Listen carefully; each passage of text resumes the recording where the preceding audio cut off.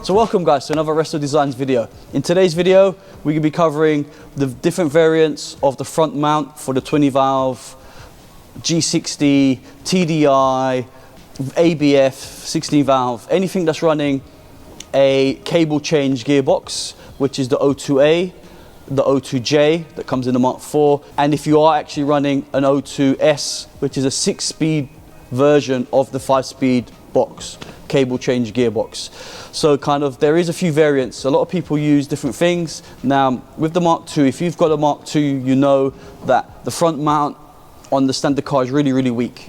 Be it an 8 valve, even with the 8 valve or 16 valve, you can easily break that front engine mount quite easily. So today I'm going to show you a few variants on the mounts, like the Vibertech mount, a solid aluminium mount, and also a different cross member, which is from the Passat B4, which has kind of a hybrid engine mount system, which I'm going to show you. I've got two cars here. I've got Leon's 20 valve turbo, and I've got Tim's 20 valve Eaton supercharger Mark II Golf. So you can see the differences. He's actually running a solid mount, and I'll go into the pros and cons. So this is what the solid mount looks like. It's a bit of alley. Issues I've had with these in the past is that the bolt that you put into it is quite a small thread. I think it's like an M8, and it does actually end up pulling. If you run a lot of power, it can actually strip the thread out quite easily. You can re-drill this and tap this to an M10, or I think it's an M10 to an M12, I can't remember now, but you can re-drill it and tap it out, and it's all good and it's fine. The problem is if you're running lots of horsepower with that solid front mount on it, because there's no give in it, it puts a lot of more stress on the bracket, and then the bracket can actually end up breaking and cracking where the bolt holes go and stuff, where it holds it on. So that's kind of a pro and a con. It's cheap. You can pick them up on eBay for like between 30 and 50 pounds and dollars. They don't cost a lot. Obviously, because they're solid, you do get a lot more vibration. If you're running a diesel engine, that's not great. If you're running obviously the petrol variants, it's not so noticeable. But you know, it's cheap, but you do have a few issues with the strength and putting extra load on the bracket. The Vibertech mounts, they are very good. I've run this on a few of my cars, and it's also what is on Leon's car. It's a great mount. It's not too harsh. I went just for the street version. Again, it works well. And then here you have the third option, which I'm going to show you now. So what we're going to do is going to move over to Leon's car, and I'm going to show you, I'm going to remove the front cross member and the bracket, and show you the difference on the 20 valve, what it does with tilting the engine backwards and forwards.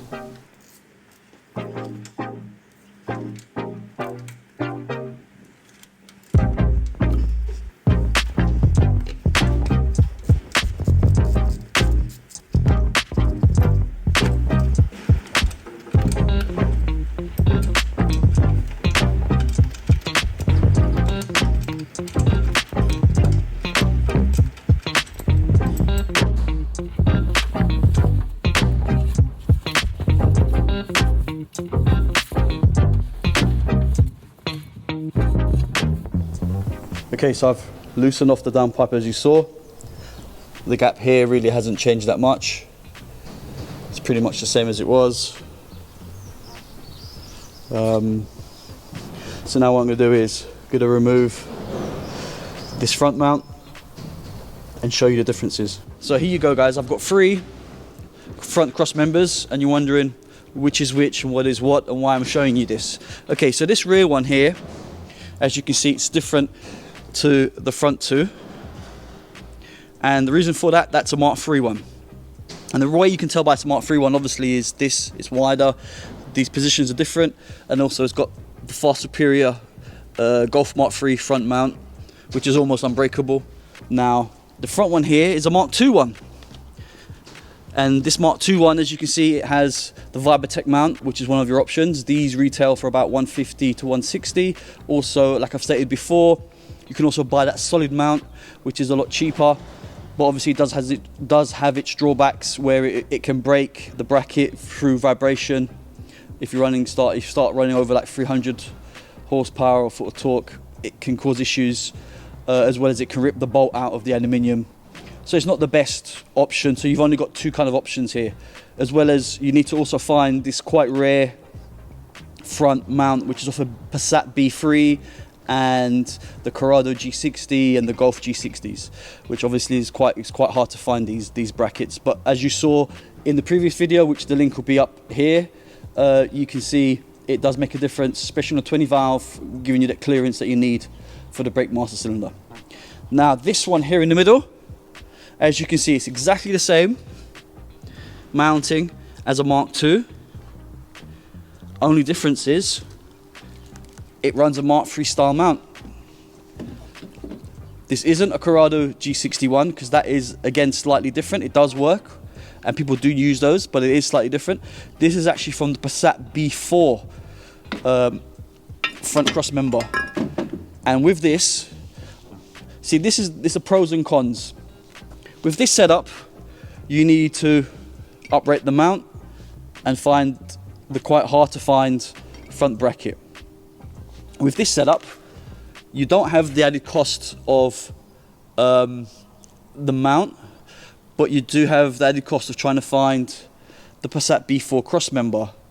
And also another advantage is you can use the Mark III, or you have to use the Mark III bracket to go with it, which are quite readily available. There's still quite a few around and not so hard to find. So, you know, this is my ultimate OEM setup for a Mark II Golf O2J, be it a 1.9 TDI, a PD, a G60, an ABF, or a 20 valve turbo.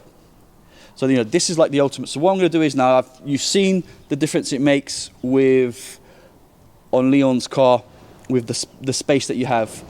And now what I'm going to do is I'm just going to mount this up to see if it actually makes any difference in the position, if it makes the engine sit even more forward or if it stays in the same position. So this is going to be just a trial to show you guys if there is actually any difference in positioning between the B4 setup with the Mark III mount and the Mark II setup with the proper G60 Mark II front bracket. So there you have it, guys. So here's the before and after. So this is before and this is after. So you've actually even got even more space, and the angle of the engine looks literally like it's sitting square, because normally they kind of tilt, don't they, when you put this gearbox on. And there you have it. Obviously it's just rested, I haven't put the bolt through, but they're all tight.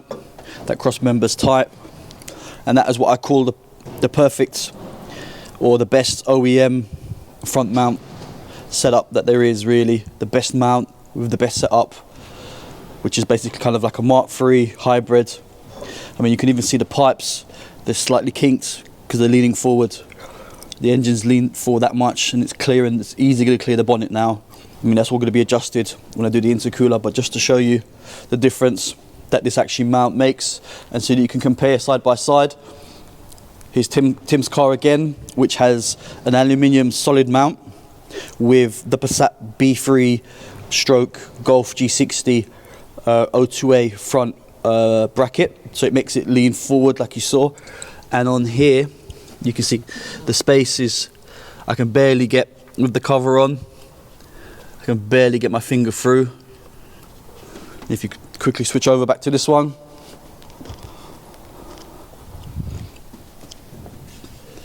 and get almost my hand through there. So definitely the ultimate setup.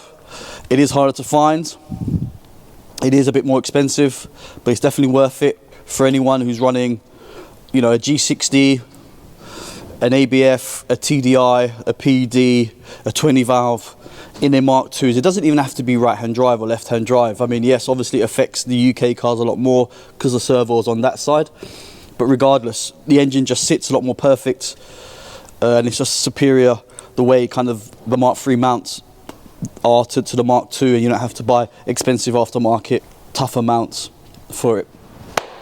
So there you go, guys, that's it. Another video's done, another how-to and another myth put to rest. So the ultimate Mark II O2A, O2J, O2S gearbox front mount setup is the B4 cross beam with a Golf Mark III front engine mount, and it sits perfectly, be it left hand drive, right hand drive, 20 valve, G60, ABF, TDI, PD. If you're using that 5-speed cable gearbox, that's the best way to go, really, in my opinion.